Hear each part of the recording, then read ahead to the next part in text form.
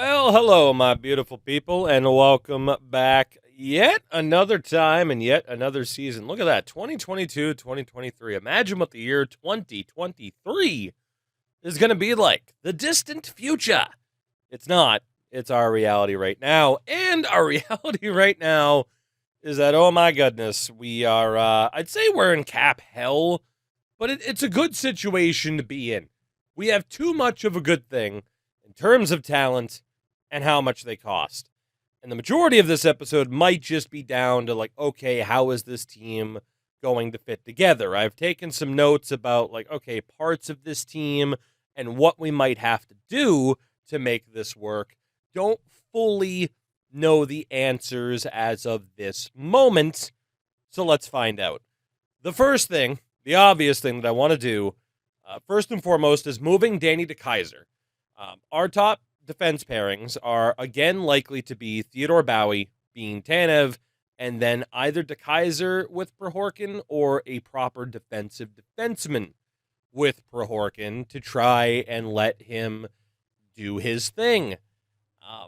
DeKeyser could be that in theory. I don't know again how much player types actually matter, but we also need to shed salary, which is another element to this. Now, I found somebody who does get paid $4 million, but he's on an expiring deal. If we can get Chicago to retain on Nicholas Hjalmarsson, or if you're a person of culture, Nick Tab Hjalmarsson, a couple of people will get that joke from a stream, and it's fine.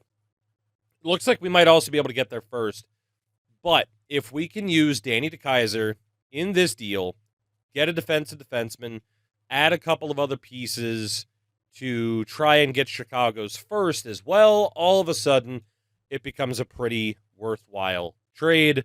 And we'll be looking not at Price or Shen, but Celios, Brizgalov, Perreault, Camilleri. Like, let's just see if adding these players will get that particular deal done.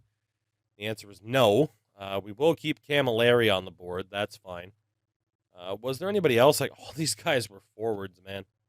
All of them were. They do want our second round pick. I mean, a second in Camilleri, that would work. Still not enough. What if we also had a third? Still not enough. Okay, this might backfire on me, actually, this attempted deal. This was the only one I was really able to find and kind of try to work out in advance. And I don't know, maybe we do use Shen or Price for that matter. What if we throw Perreault in there? Yeah, it's still not enough. Well, that first rounder might be a bit too much to try to get. They do want Robin Lehner. I mean, I do think Lehner would be a really good goalie for us. What would they have? Too many goalies? They would have too many goalies. What if we were to take... I mean, we need an AHL level goalie. Marchand's on an expiring deal. I mean, not that I really wanted to get rid of Robin Lehner, because I think he could be pretty good, but this would be a decent trade if they're willing to do it. I'm going to ruin my entire relationship with Chicago here. What if we also add a second? Still not enough. What if we add a third? Still not enough. And now they don't want to retain salary on Hjalmarsson. In fairness, what if we just use our own first? Because presumably our own first is going to be better than Chicago's first. We do have to give up a Lehner and DeKeyser. This might not even be... it's not worth it. It's not worth it. We don't know how good or bad they'll be. So, instead of DeKeyser and whatever else, let's just go for Hjalmarsson. Try to add a second. Apparently that's not worth it. That's crazy. What about a third? Okay, there we go. And now all of a sudden they're cool with retaining salary. Danny DeKeyser for Nick Hjalmarsson and a third round pick. That is the first domino to fall. And aside from that, we should be okay because Friend and Mellock are both still listed as minor leaguers. So I think that pretty much sorts out what our defense is going to be. We still have the nice mix of offensive defensemen, defensives, the two ways. I think it's pretty good. Now, next up, what the hell do we do here? What the hell do we do here? Is the big question.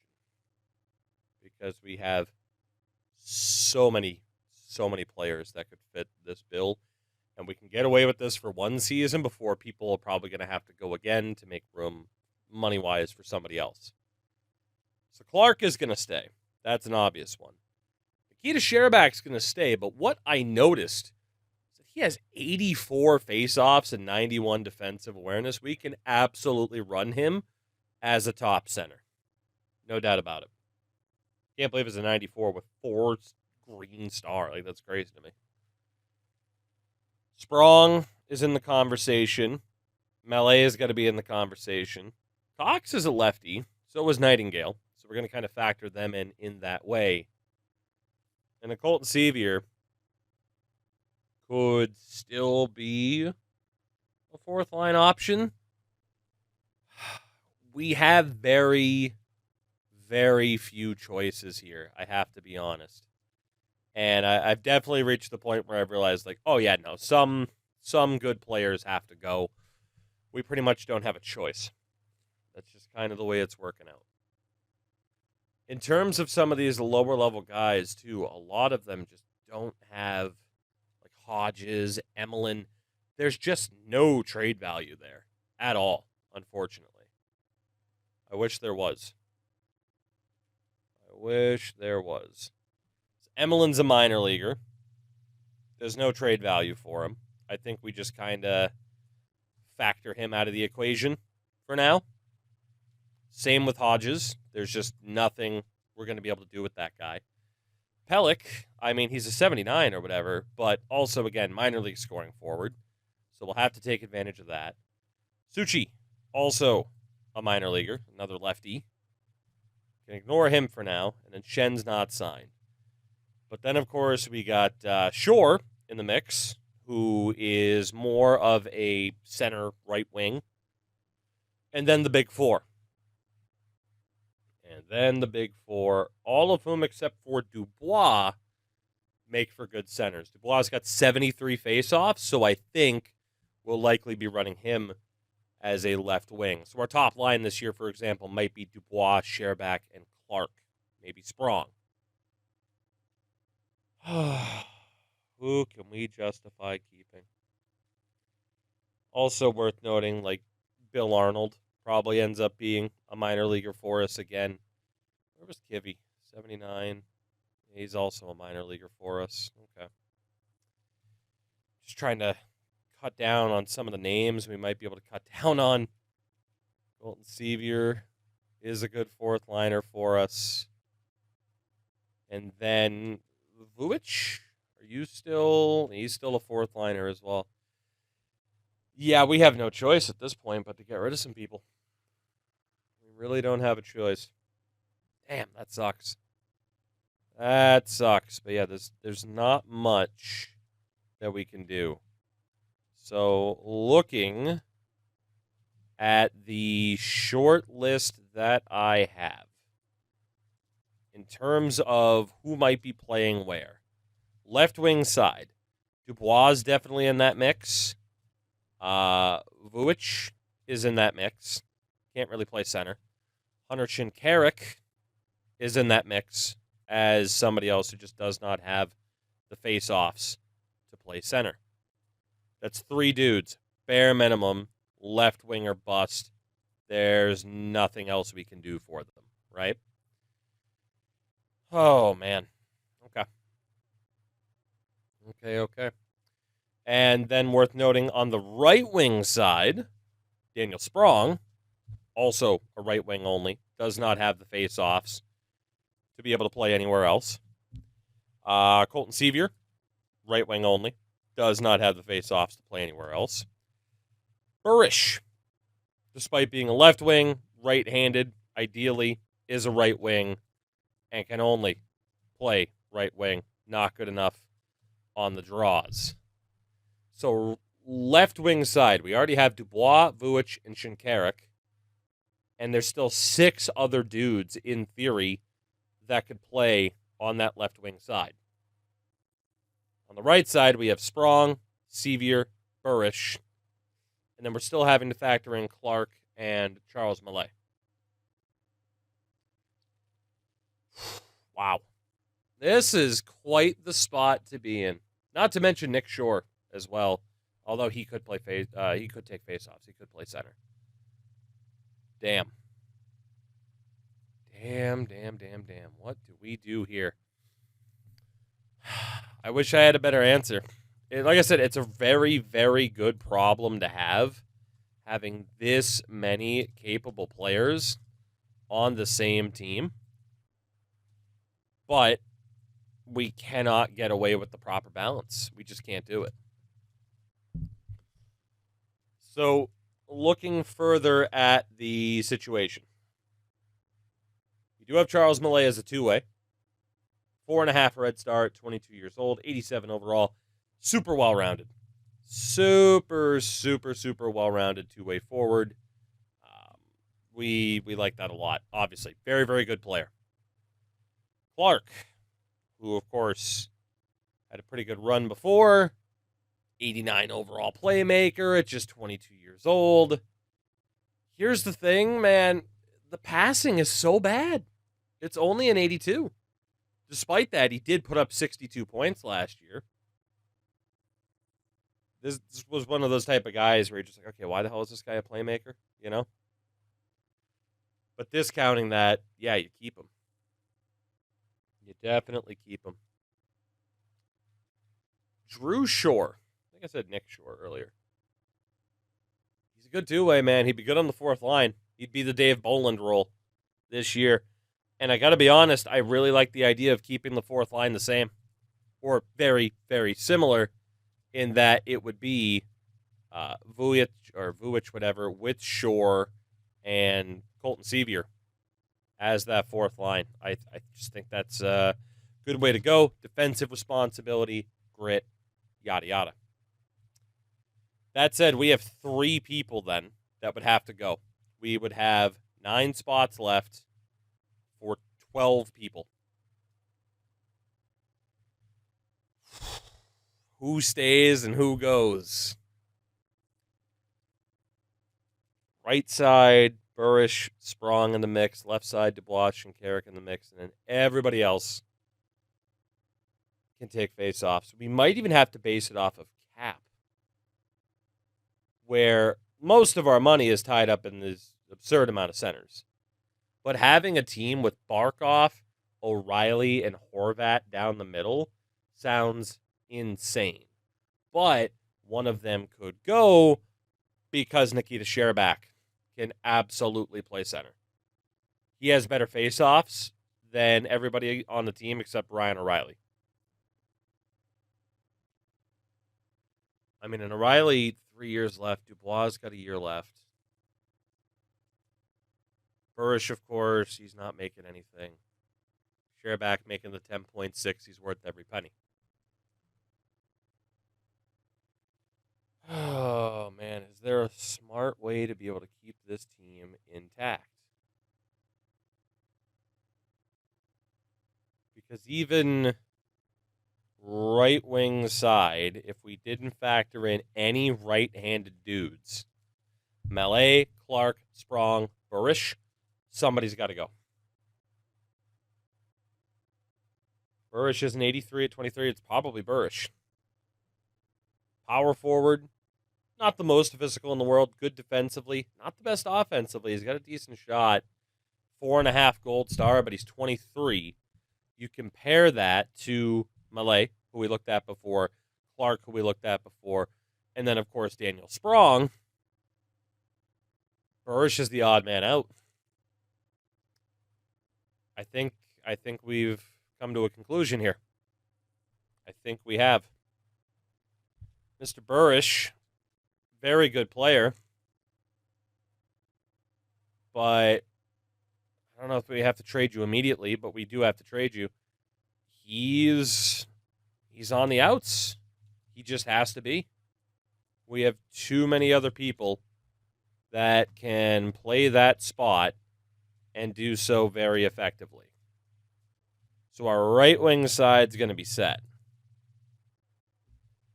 So that means 2 more dudes have to go.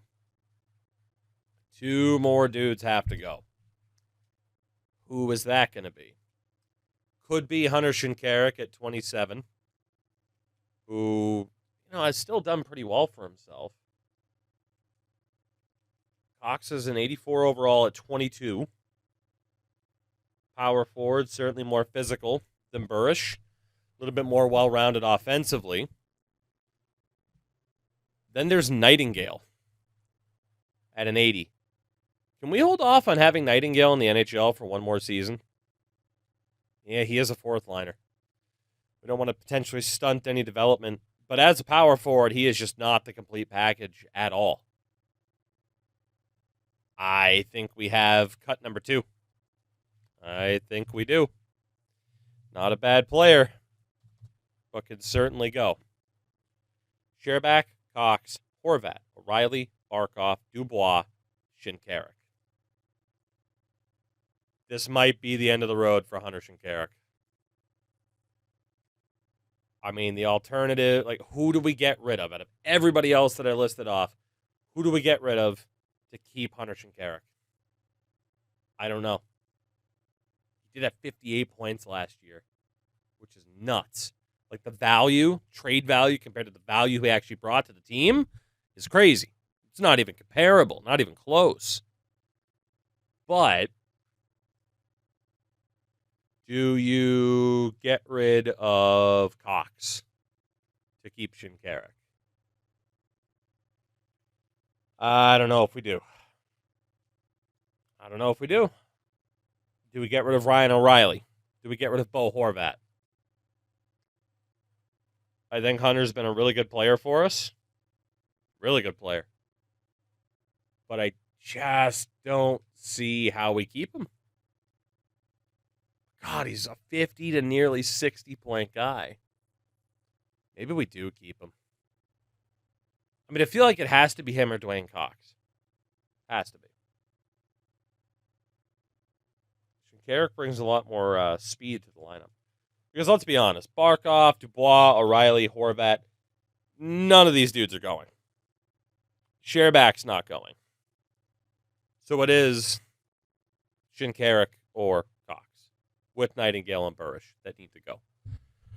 We'll think about it as we try to find a landing spot.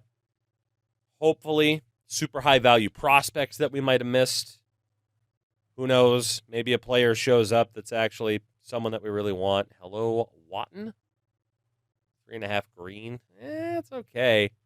He and Tanaka are decent. Colorado could be decent. Then there's players in Columbus. Of course, after we pulled off a previous deal with them, right? Ooh, Mike Green down to a 72. Not great. DePenta, Buckley, Nashville, but James Neal and Evgeny Malkin. But again, who would we possibly get rid of? Eric Condra, Mark Stahl, bunch of dudes on Ottawa. 2 of them, Oda and Kozanov, we'd definitely be interested in. Sidney Crosby is on the block. Fuck. Do we bring in Sidney Crosby instead? Is that who we move Hunter Shinkaruk and company for to do the dumb thing of bringing in Sidney Crosby? I do wonder if we can even afford it cap-wise. Otherwise, there are some decent prospects on teams out there. Pittsburgh has $32 million in cap space. We'd be using Burish. We would be using Nightingale. And then it would probably have to be Cox and Hunter Shinkaruk. We still have to sign Jake Bean, mind you. Crosby's got term left. We would need them. I don't think we can afford Sid here. I don't see how we'd possibly be able to do it and still afford Jake Bean. Yeah, Sid's out of the price range. Hate to say it. Was worth a look. Sid's out of the price range. I noticed Winnipeg had a good group of prospects. It's just, do we want to do a big deal in the West? You know, for like those three dudes, Tavander, Crowder, and Vienno. We have an Eastern Conference team that was giving up a fair amount of prospects. Please, God. Are you there? It's me, Margaret. Columbus did have Della Rovere and Faith. Not that I have too much faith in Faith. Are they willing to move a pick? Yes, they are, but they do not have the salary cap space to bring in that many dudes. Florida looking to move on from DePenta. He's the only interesting one. Most of these teams just might not have cap space. That's the other element here. I mean, at least to trade all these guys together, I don't know if that's going to happen. Ottawa did have these two, but they were going to be a little bit over the cap. But Kozanov, Oda, I mean, that's a pretty good group for a return. Do they have anybody that's making $1.1 million that's cheap? Pat Maroon, who is a fourth liner, but I mean, we could sit out Pat Maroon. And I'm guessing we need to add somebody else who's under contract. Walter. So, I mean, two decent prospects. Oda's value is pretty much covered. I mean, right now, we definitely need to get more back. What about Ottawa's first? I don't think we're finding a better return. Done deal. Big deal with the Ottawa Senators. But we did what we had to do. We have $3 million available. I don't even know if that's enough. Well, technically, it's a little bit more if we start sending people down. Let's send down Mellock. Okay, you know what? We actually do have the money from the looks of it. Let's just go best lines for the moment. We'll have to fix that up. Right wing side. So we know Colton Sevier is going to get the call up. Kozanov goes down. Maroon goes down. And then centers, Barkov, Dubois, Riley, Horvat, Shore, Oda. Would have to be sent down afterwards. Okay. Would have been nice to get Sidney Crosby, but what are you going to do? So Jake Bean is our final holdout as an RFA. He wants $3.8 million for the year, technically like 3.7. We shouldn't have an issue in signing him. And just hopefully we've made the right choice on who stays and who goes. But I do feel like it was tough to go wrong just based on the list of talents that we had. Like, this team is still just stacked. Jacob Friend can go down. Right wing side's okay. Left wing side. We didn't get rid of one too many people, did we? I don't think we did. Horvat, sure. Oda can go down now. Or not. Did I get rid of somebody? Why would we be under? Oh! Because I didn't have to get rid of all four of them because I wasn't bringing in Sidney Crosby in the return. I did get rid of one player too many. Some of you were probably yelling at me about that, which means this is going to be a shorter episode because I don't want to make another dumb mistake. However, we should have a get-out-of-jail-free card on this that we were probably going to have to make before, and that's Noah Price. We were going to sign him next year. He's not going to be Hunter Shinkarik or whatever, or even Cox, but if we just sign this dude now, we don't have to go back and give up value. And if he's not good enough, then, granted, we could have used Patrick Maroon too, but if he's not good enough, then we can go out and get somebody. But I mean, you know, third line left wing, if that was make or break on this team, then whatever, we were going to lose anyway, right?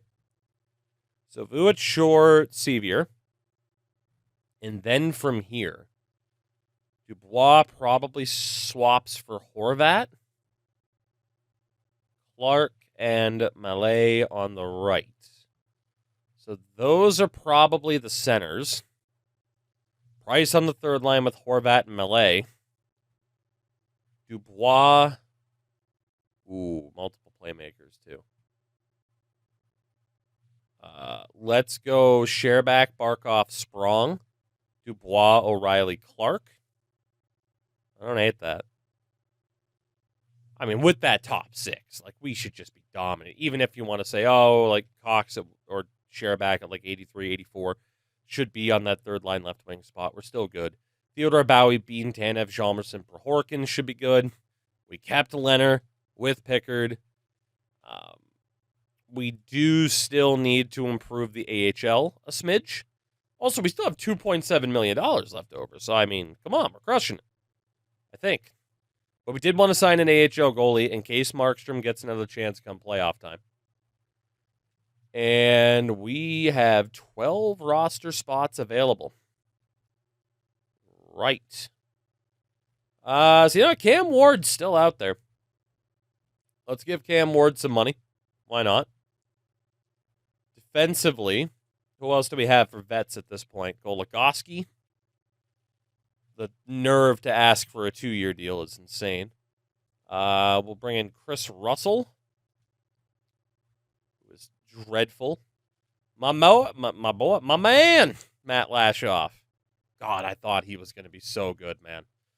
Like, around that time, like the Bruins prospects and everything, you had, like Ray Croft was looking good. Then there were guys like Lashoff, not Dan Girardi, but Jonathan Girard. Oh, what could have been? Timo Laxo will sign you too. And then forward-wise, who are the elder statesmen? Ryan Garbett, former Dallas Star. Teddy Purcell. We just can't escape Teddy Purcell. Henry Heino's not bad. Jeff Paukovich, Dave Bolin. Oh, we got to bring back Dave Bolin. He was good for us last year. Larry Tukkanen, Patrick Coletta, you big piece of shit. Get in here. Brian Bickle, who is apparently still fourth line worthy, but we'll play him in the AHL most likely. And last 36-year-old John McCarthy. Yeah, we should be good. Shout out to the Finns that it just kind of dumps on the free agent list. But that'll help us expand the AHL, and we'll see. I made a big enough mistake in accidentally trading Hunter Shinkaruk. I mean, it probably would have been Shinkaruk that we kept, too.